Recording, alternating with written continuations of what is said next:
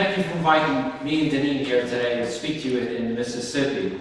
Now you realize by inviting Deneen and I to speak to you, you're shattering a lot of the left-wing views of conservatives, and especially you Tea Party folk out there. Because according to the left, you know conservatives don't like women. In fact, they have a war on women, right? And conservatives absolutely do not like blacks. That's for sure, according to their view. So you're shattering all these views because you invited Deneen and I to speak, and making matters worse, you put the white boy as the warm-up band for the black chick. What is the left going to do? What is the left going to do? Well, Deneen and I have found ourselves on the front lines of today's political battle. It's not a profession that we sought. It is something that has developed over the years. And our motivation is plain and simple. It's to keep America an exceptional country so that you, your children, and your grandchildren can have the same opportunities that both Deneen and I have enjoyed in our lifetime. A little bit about my background. I grew up in an urban environment outside of New York City. It's a city called Mount Vernon, New York. And I went to high school in the Bronx. My father was a World War II veteran and Union Postal worker. My mother worked in a high school cafeteria. We lived in a rent-controlled apartment in Mount Vernon. And it was an apartment, we lived on the top floor, no elevator, all stairs. I believe it was 66 stairs from the street to our apartment, two-bedroom apartment. I lived there until I went to college. And I've worked my entire life. In grammar school, I was a paper boy. In high school, I was a cashier at a supermarket. You know, the good old days, we actually had to punch in numbers. Taxable, not taxable, meat, poultry, all that. We had to actually count out change. We did the old school way back then. And then during college, I worked, numerous jobs. I worked from everything from painting houses to actually I was a private detective one summer. I have done it all. But I know the value of hard work, of work, and the dignity of making money and making your own money. And the pride, the absolute pride of being independent. And I also remember the humbling experiences of looking for a job and not being able to find work. I've experienced it both. But through hard work and perseverance, I earned a number of degrees. I have a bachelor's degree in microbiology from MSU, that would be Michigan State University. Not MSU, this MSU. I also have a master's and PhD in biochemistry and molecular biology. So I have a diverse background. And my diverse experiences in science and politics and corporate life has led me to be a leading critic of the partnership between big government and big business. Now, some people call this partnership crony capitalism. Some people call it corporatism. Some people even call it fascism. Whatever name you want to put on it, it is bad. And that's where I focus a lot of my attention. It's really a partnership of the ruling elite of business and the ruling elite of elected officials. And it's a system created for their own mutual benefit. The winners are the politicians and the big businesses, because they reinforce their own self-interests. What does big business get? Well, they get grants, they get loans, they get new markets through regulations. And elected officials, what do they get? Well, obviously they get campaign money, and then big businesses also donate to nonprofits that support the elected officials' cause. So this is a great partnership that we're seeing. And losers are the outcast industries, those are being regulated, and everyday, hardworking Americans, just like all of you. We're the losers in this game. It's a system that enriches the few at a cost to many. It's bad for taxpayers, It's bad for long-term corporate shareholders. It's bad for liberty. It loots us of our disposable income and our choices in the marketplace. And it's bad for free enterprise. Now, one great example of this partnership is President Obama's war on fossil fuels. It's a classic example of the partnership between big government and big business. And Obama's climate change policy is the basis of his anti-fossil fuel agenda. So Obama is cracking down on carbon dioxide emissions that are released when we burn coal, oil, and natural gas. See, carbon dioxide is a greenhouse gas, and environmentalists in Obama blame it for climate change. On the surface, it looks like President Obama is trying to stop global warming by restricting carbon dioxide emissions. He's trying to save the world.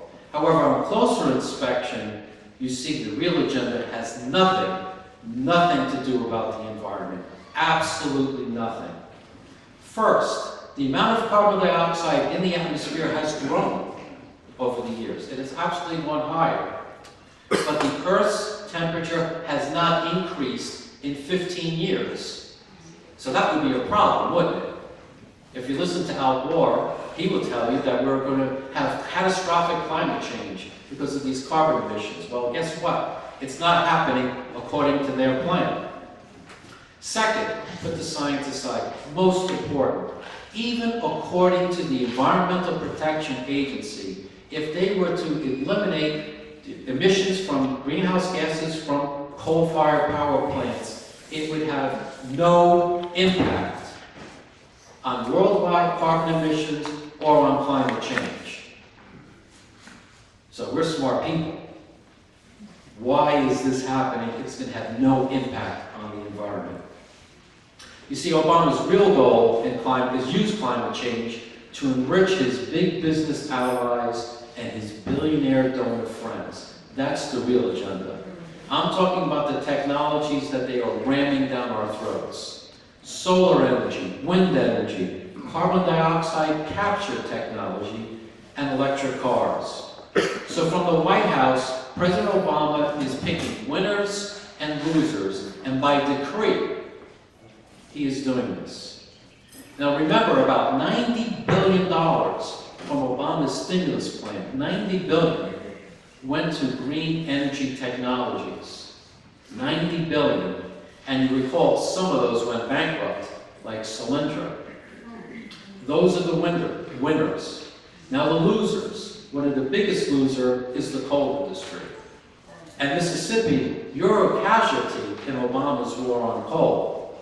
Obama is fundamentally transforming our electricity market. He has decided to bankrupt the coal industry to make room for renewable and alternative energy technologies, like wind and solar power.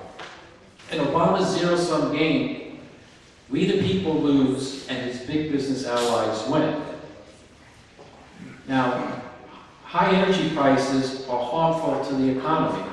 You lose your job, you lose your standard of living. Think about that. Now, President Obama has always hated coal.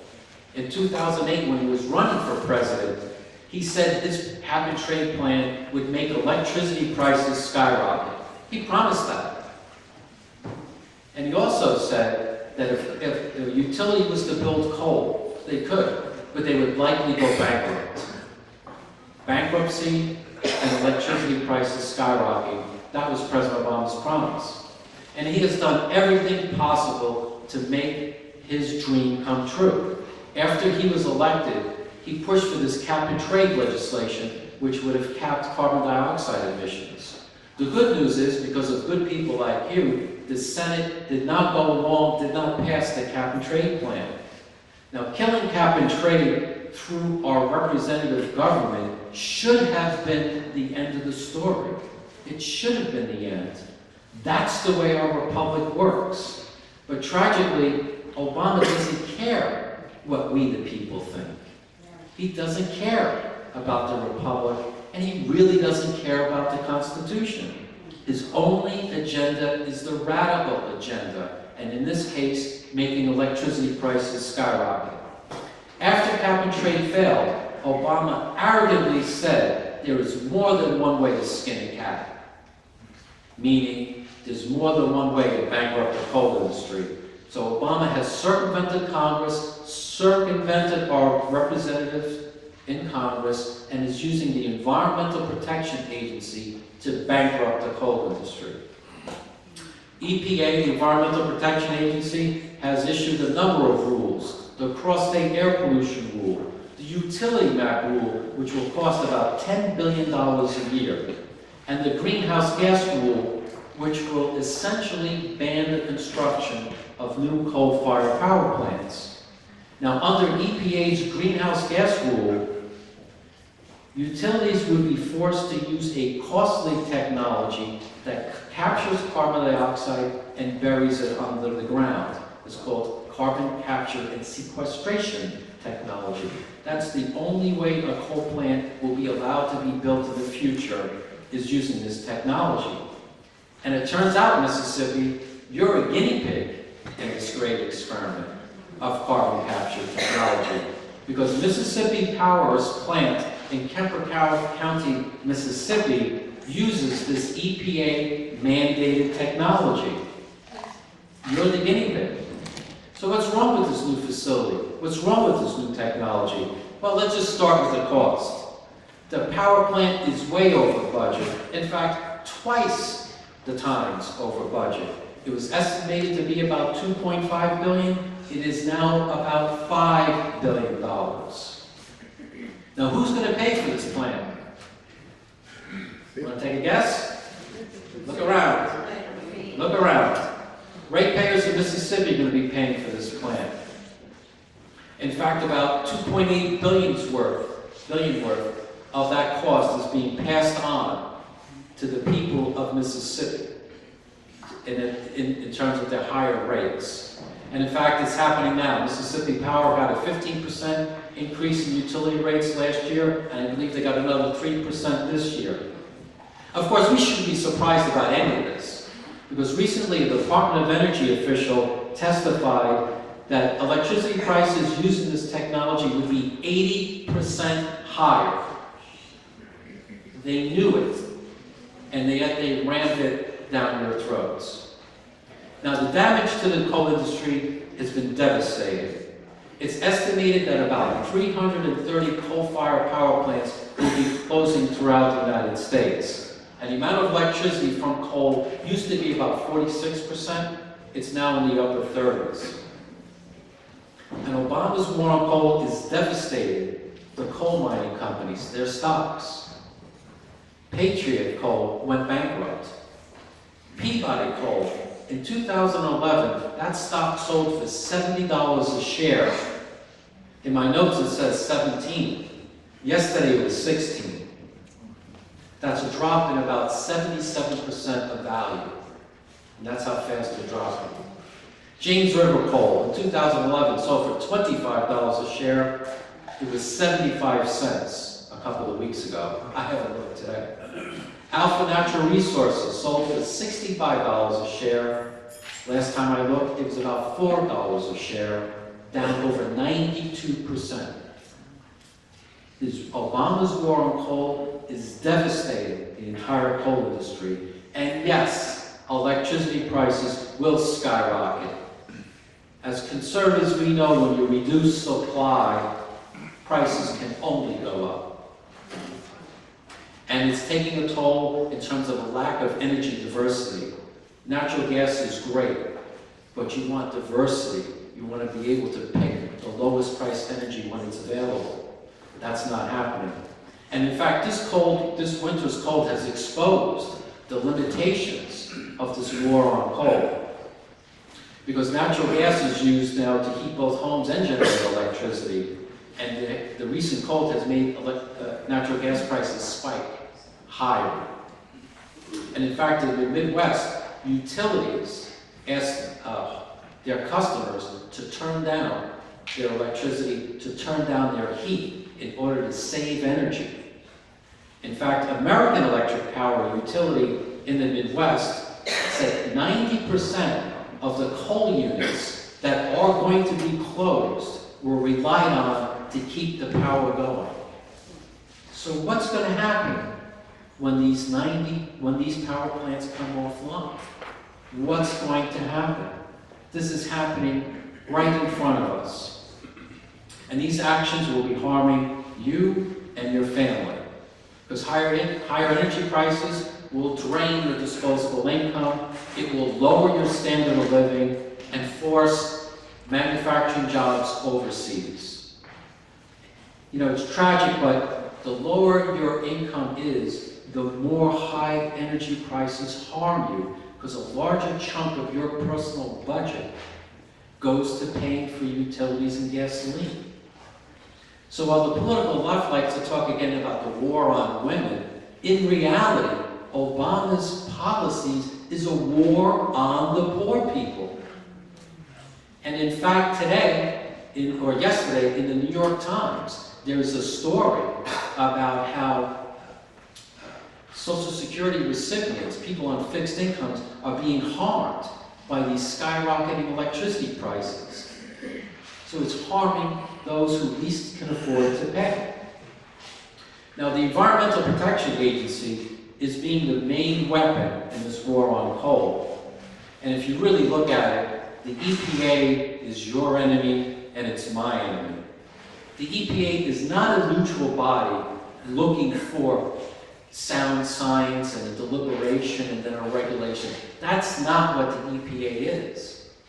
There are a bunch of zealots who are determined to ram their environmental agenda down all our throats. It's a corrupt agency filled with zealots. Let me give you a few examples. Former EPA Administrator Lisa Jackson used a secret email account to communicate with outside radical environmental groups. Secret email account, so we, the people, could not find out what that communication was about. EPA recently did a listening tour about their new greenhouse gas rule. They selected different cities around the country to hear what we, the people, thought about their regulation. Guess what? They avoided coal country. They didn't go to Kentucky. They didn't go to West Virginia. They didn't come to Mississippi. They went to San Francisco and New York City. Do they think we're stupid? A former EPA official said he wanted to crucify oil and gas companies, natural gas companies, to send them a message. Okay? Crucify them. And this is the best of all. A former EPA employee pretended to be a CIA agent for over 15 years, and he traveled the world on our tax dollars before he was caught. So when you sit back and you think about it, our tax money is going to pay to EPA, paying these EPA salaries that are making our lives miserable. These are facts. Now the question is, what are our representatives doing to protect us from this war on coal and from these runaway bureaucrats? The answer clearly is not enough. The Democrats love the EPA. The environmentalists are a huge constituency for the Democrats. And sadly, the Republicans don't have the stomach to fight the EPA like it needs to be fought.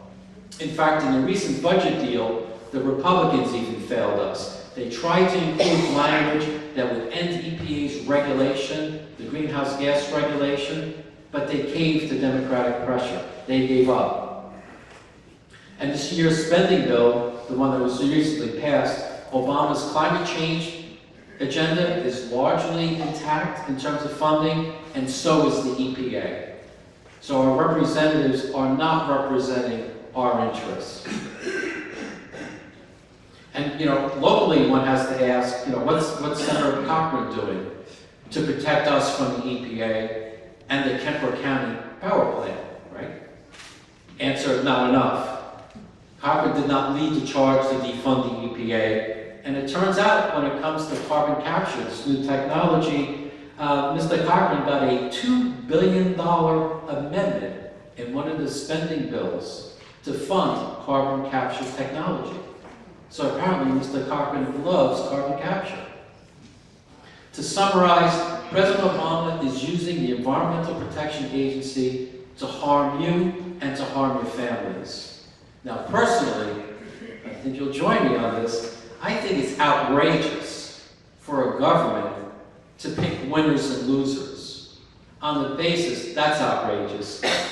It's outrageous and in fact disgusting that a government would decide to bankrupt an industry on its own and ignoring the will of the people. I find that disgusting, I find that outrageous. And it's also outrageous that Senator Cochran supports the funding of the EPA and supports this carbon capture technology. I find that outrageous myself. But this is why Denise and I work for FreedomWorks. We're a national grassroots organization, and our goal is to empower you with facts, with tools, with information, so that you can represent your interests when elected officials are not going to. And that's why we're here today in Mississippi, to arm you with these facts, urge you to go to freedomworks.org, get up on these issues, and get involved. Now, as I close, I just have a few questions for you. As this election comes up, as our country's moving forward, are you ready? Are you ready to challenge President Obama and his anti-war, his anti-fossil fuel war? Are you ready? Yes. Are you ready to challenge Senator Cochran in support of the EPA and support of carbon capture technology? Are you ready to challenge him over those issues? Yes. Are you ready to fight for liberty and fight for country? Are you ready? Yes. Thank you, God bless you, and God bless America.